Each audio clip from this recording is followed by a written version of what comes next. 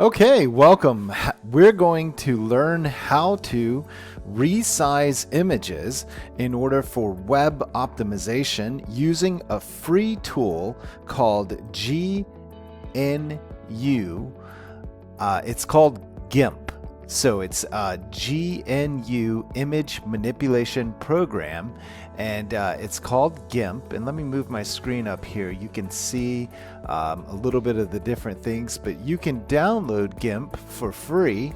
Just search GIMP, GIMP 2.0, and you can download it. That's the current version. When this video is made, it might say something like 2.6 by the time you do it. But what I love about GIMP is you can, it's a free software. It's super easy to use. There's a little bit of learning curve, but it does wonderful image compression for free. And it takes 30 seconds once you know how to do it. So let me go ahead, jump right in, show you how to do that. So when you're creating a website or you're doing web optimization for images, there's a few things that you need to consider. One, what is the size of the photo? And this is actually a 1/3 column, right? So each one of these photos are a 1/3 column. That kind of makes sense, right? And below it, you've got 1/3, 1/3, 1/3.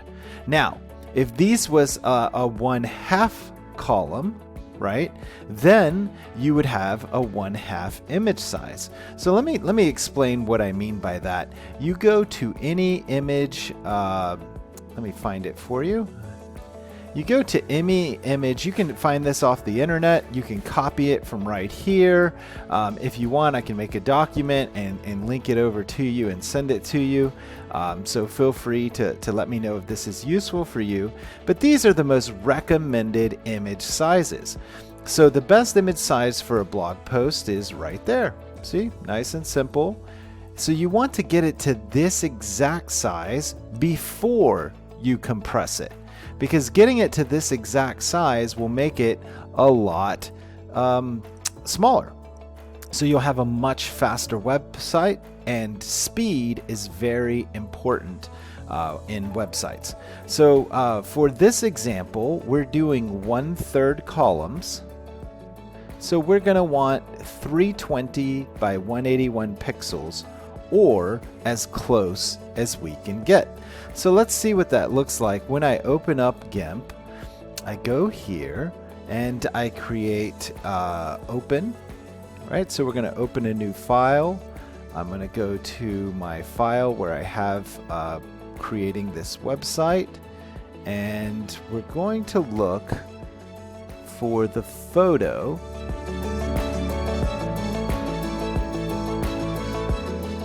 Okay, and here are two photos, and I want to show you the difference. Look over here. See the size? This is 2.1 megabytes. This would break a website.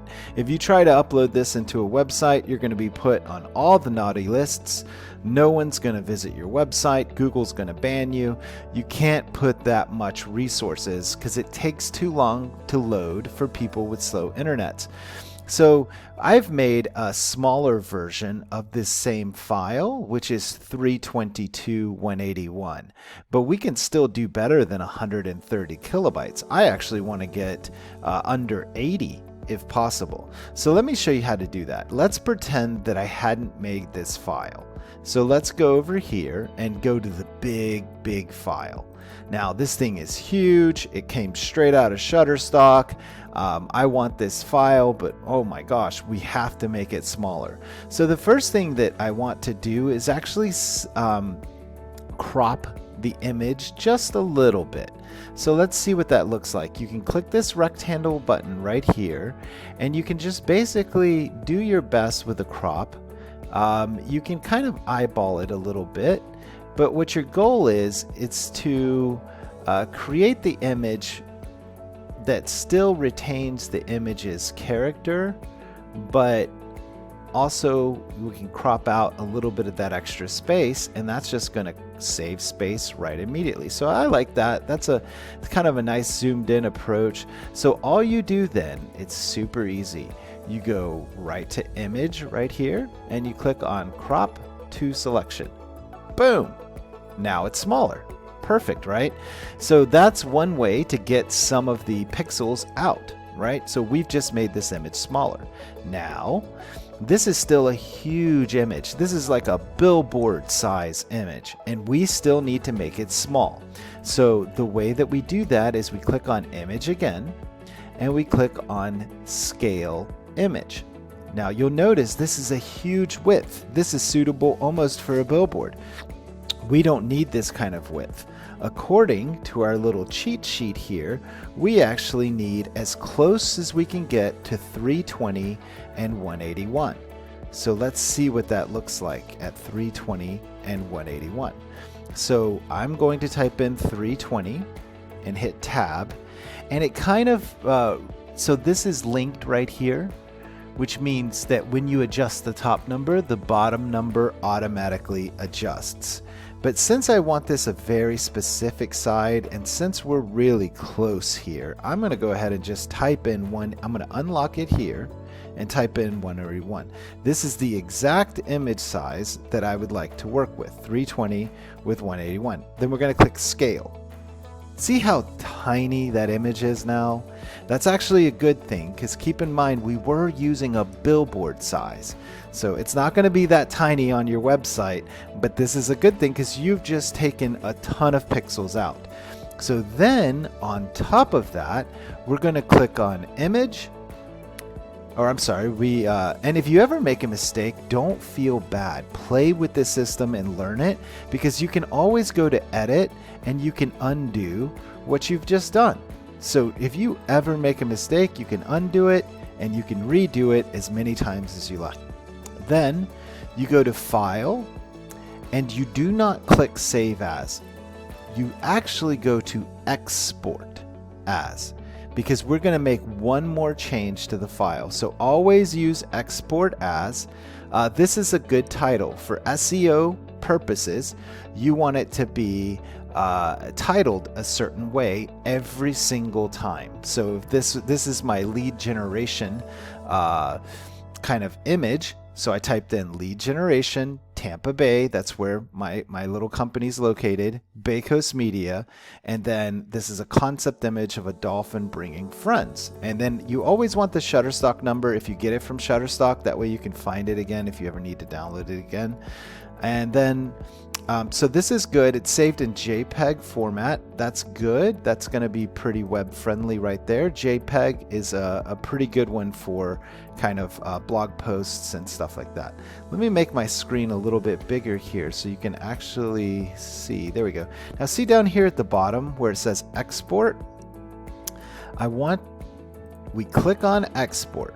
And it's gonna say blah blah blah, do you want to replace it? So actually I'm going to cancel this because I don't want to override my original file, and I'm just going to say that I'm going to add in the dimensions, 320 pixels by 181 pixels, and now that'll be the new file name, which is probably good to have in there anyway. So now I'm going to click on export. Then this pops up. This is the coolest thing. This is where all the magic happens. You'll notice I have gotten this photo that used to be 2 megabytes down to 33 kilobytes. And that's at a 94% quality. I want to tell you a secret. Anything over 85%, the human eye cannot differentiate the quality. So I can actually make this even faster by going to 85%. Now this is a 20 kilobyte photo. It literally will take a second to pop up. How wonderful. So I'm going to go ahead and click on go ahead and export this. Now it's in my file. So when I go back over to this thing that I'm creating here, right, for leads, and I want to remove this photo and I want to add a background image, I'm going to select the file, and basically I'm going to go and upload that file. So that's under photos. You'll see here my concept image at 322 181. Perfect. I'm going to go ahead and upload that.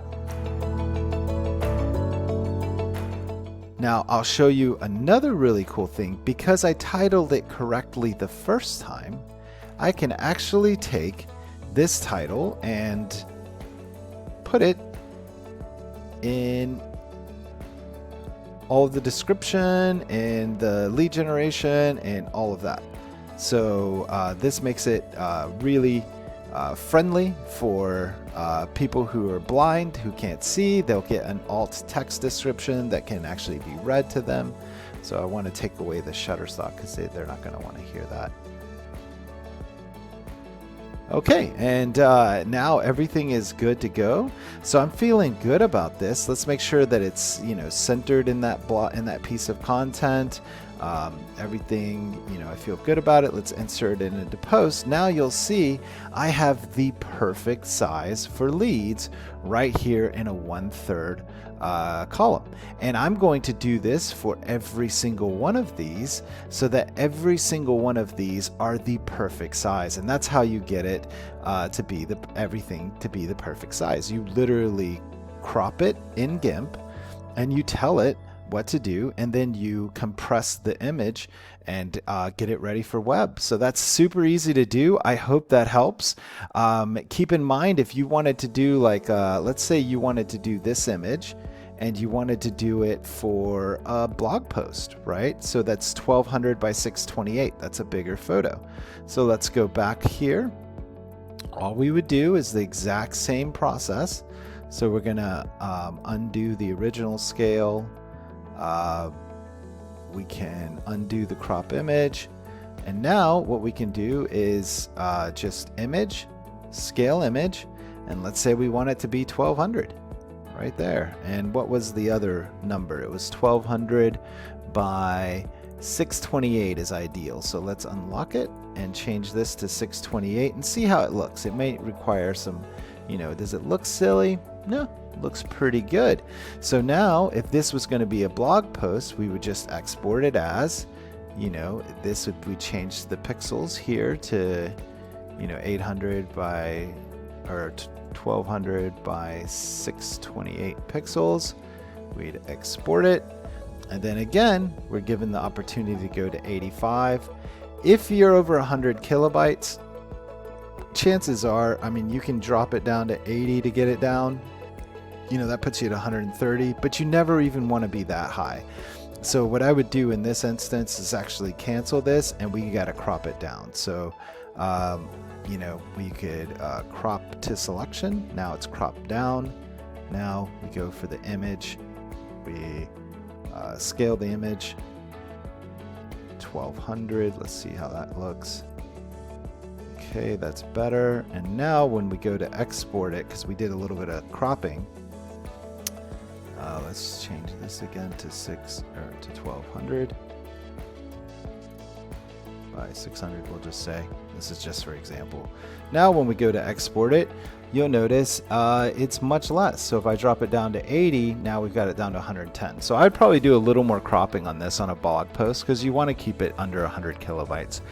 But you get the idea. This is how you crop and edit. So it's super simple. Your favorite tools here is going to be your little rectangle bar.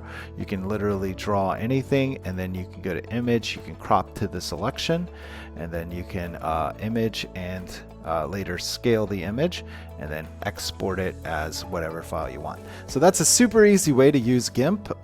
This is hopefully helpful to you. As always, feel free to drop a comment.